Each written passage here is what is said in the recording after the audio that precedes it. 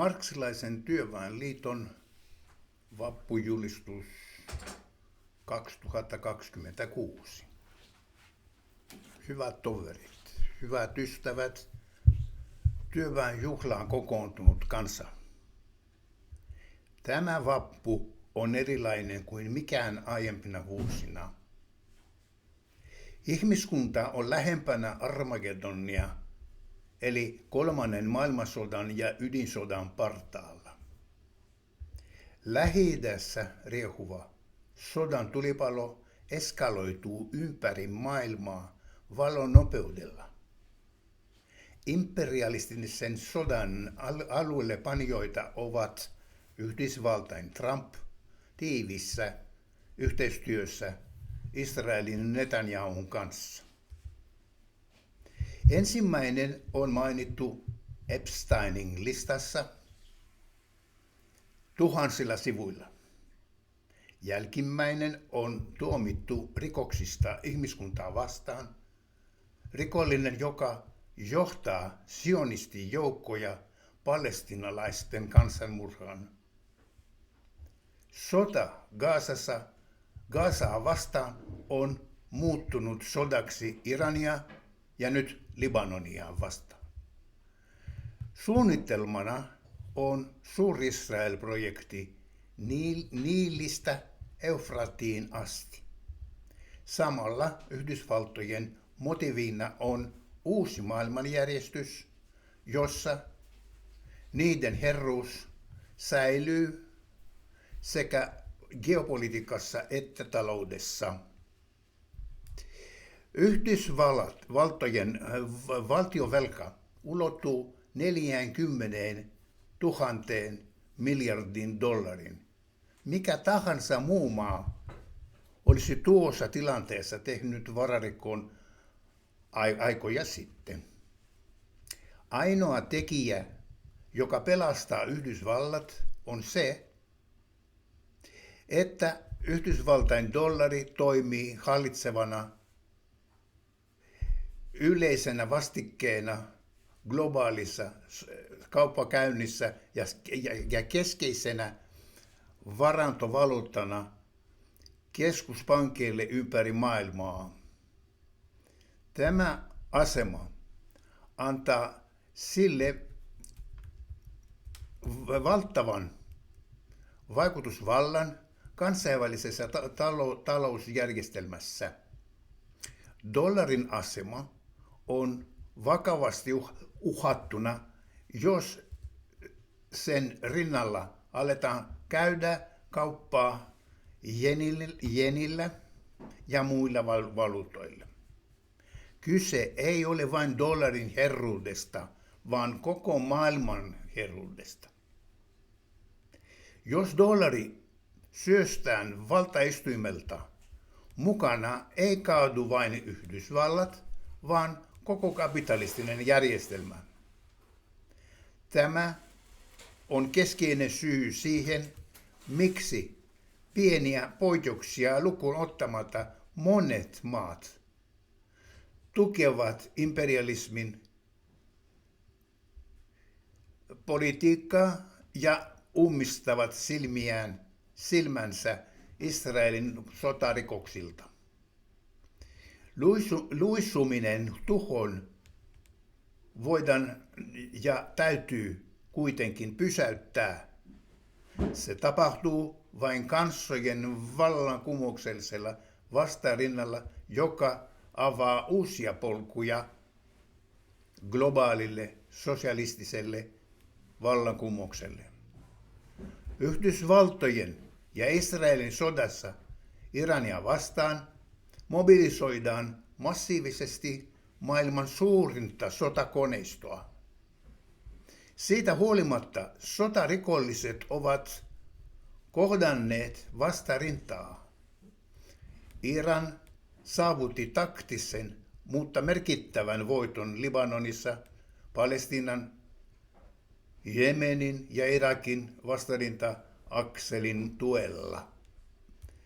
Vuoden 1979 Iranin vallankumouksen ja palestiinalaisten vastarinnan synnyttämät voimat osoittavat, että oletettavasti kaikki voipa imperialismi voidaan haastaa ja voittaa. Mekin voimme voittaa omat eliitimme ja oligarkkimme, jotka hallitsevat maassamme ja ottaa kohtalomme, elämämme ja valtamme omin käsimme. Työväenluokan ja köyhien kansanjoukkojen käsiin. Muuten oikeistolainen ja äärioikeistolainen hallitus yrittää ratkaista kapitalismin kriisiä siirtämällä sen seuraukset köyhän väestönosan harteille. Sellaiset ratkaisut, joissa leikkauksia seuraa toistensa perään ja köyhät köyhtyvät rikkaiden rikastuessa, tällaiset tulevat jatkumaan. Kymmenien miljardien sotakoneistohankinnat toteutuvat viiveellä ja voivat osoittautua turhiksi, koska sodankäynti muuttuu ja hankinnat vanhenevat, kuten esimerkiksi F-35-hävittäjät. Ei tyytyväisyyttä barbarismiin luisumisen edestä. Ei puolueettomuutta tai tasa-arvoista tasa-arvoisia etäisyyksiä kansanmurhaajien ja kansan vastarinnan välillä. Taistelemme Yhdysvaltojen ja Naton imperialismin kukistamiseksi kaikkialla, missä sitä esiintyy.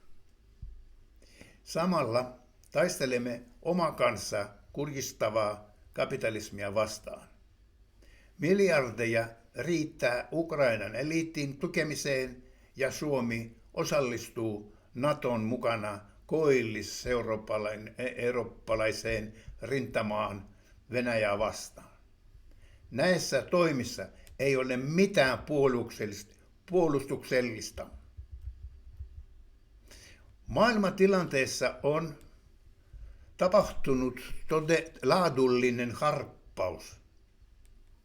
Vaikka väliaikainen aselepo olisi olemassa, uusi Persianlahden sota on antanut raskaan iskun globaalille kapitalismille, kapitalistiselle taloudelle, inflaation taantuman ja velkakriisin tsunamin, joka ruokii luokkataistelua kaikkialla.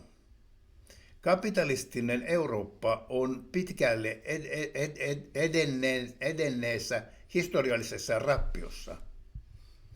Paheneva talouskriisi ja sisäinen pirstoutuminen tekevät siitä alttiin kriiseille. Euroopan uudelleen aseistamisohjelma ja talouden militarisointi tapahtuvat työvoiman kustannuksella. Palkat, työpaikat, elintaso ja sosiaaliturva heikkenevät. Tätä vastaan tarvitaan luokkasodan ohjelma. Äskettäin ilmoitettiin 90 miljardin euron tuesta Ukrainalle ja lisää on tulossa. Suomi joutuu maksamaan tästä miljardeja tilanteessa, jossa maa on valmiiksi vaikeuksissa. Leikkaukset kohdistuvat köyhiin, sairaisiin, heikommassa asemassa oleviin. Samalla rahaa riittää sotaan Venäjää vastaan. Tämä on Suomen porvariston petollinen projekti. Yhdessä työväestön amerikkalaisen työväenluokan Palestiina tukevan solidaarisuusliikkeen sekä latinalaisen Amerikan ja Afrikan työväenluokan kanssa meidän tulee estää imperialismi, luonnonvarojen ryöstö ja kansanmurhat. Näin voidaan saavuttaa voitto myös omassa maassamme. Orpon ja Purran hallituksen kukistaminen on ja työväen voitto. Sota sodalle. Ulos Natosta. Hävittäkää NATO ja kaikki imperialistiset menettelyt.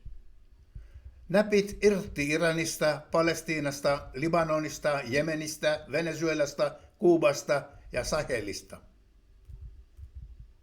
Vapaus Palestiinaan. Rakentakaa vallankumouksellinen puolue ja 4. internationaali.